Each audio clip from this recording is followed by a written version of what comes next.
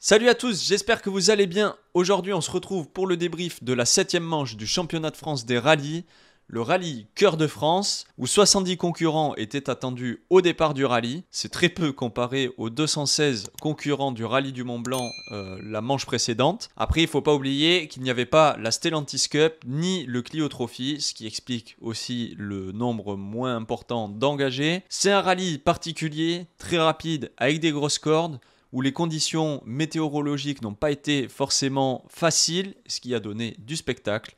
Donc c'est parti, on voit ça ensemble.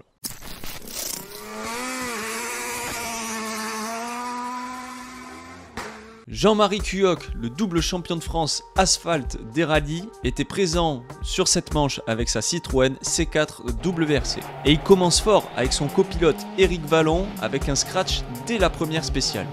Mais le rallye s'arrêtera plus vite que prévu avec une casse mécanique de la suspension dès la deuxième spéciale en prenant une corde notée pas corde. Anthony Cosson et Rémi Tuteler étaient en feu avec la Porsche 991 GT+.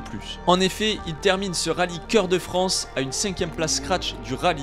Et autant vous dire qu'avec la Porsche et les conditions du samedi, c'est une très grosse performance. Comme l'an passé où il avait terminé 4e, il a montré comment piloter la Porsche et offert un magnifique spectacle aux spectateurs. Il parviendra même à prendre un scratch dans la spéciale 11 devant les Rallye 2, ce qui est impressionnant. Autre homme en propulsion, Cédric Robert et son Alpine finissent à la 3e place scratch du rallye et arrachent le podium une nouvelle fois. Quelle saison de Cédric Robert et Mathieu Duval avec leur 3e podium de la saison avec l'Alpine. On va faire un petit tour du côté du team Sarrazin où les problèmes mécaniques ont accompagné le team tout le week-end. En effet, dès le départ du rallye, Quentin Giordano et Kevin Parent sont victimes d'un problème mécanique sur la Polo Rallye 2. Ils roulent la première boucle uniquement en 2 roues motrices. Ils pointent à la 16e place avant la boucle de l'après-midi et parviennent à résoudre le souci lors de l'assistance. Le soir, ils rentrent avec la 7e place du général et renouvellent l'exploit le lendemain en remontant à la 2e place. William Wagner, lui, était tout proche d'arracher son meilleur résultat. Malheureusement, au départ de la 2e boucle, la même pièce que Quentin Giordano casse sur sa Polo. Évidemment, la pièce de rechange étant déjà utilisée pour le leader du championnat, il est contraint d'abandonner le rallye. Il était pourtant à la 2e place du général à ce moment-là, ce qui aurait pu donner, comme je l'ai dit, son meilleur résultat de la saison. L'irrégularité de Nicolas Siamin coûte cher. En effet, avec son copilote Yannick Roche, ils avaient la possibilité de recoller sur Giordano au classement général, surtout avec ses soucis mécaniques en début de rallye. Il se fera quelques frayeurs, notamment dès la première spéciale avec un tête à queue. Cependant, il reste au contact de Johan Bonato, leader du rallye, avec moins de 10 secondes d'écart à la fin de la première journée. Le lendemain, rebelote. Il commet une nouvelle erreur en bloquant les roues sur un freinage. Il finit sa course dans un champ et perdra presque 2 minutes pour ressortir. 9e au général à la fin de cette spéciale, il parvient à finir le rallye à la 4e place en doublant Cosson dans la dernière spéciale du rallye. Il est le 2e performeur avec 3 scratchs. Malheureusement pour lui, il donne l'occasion à Quentin Giordano d'être titré dès le prochain rallye. Au vu de la vitesse affichée tout au long de la saison, il est clair que les résultats ne reflètent pas les performances de Nicolas Siamin. Cependant, il ne faut pas oublier que c'est celui qui connaît le moins les épreuves du championnat.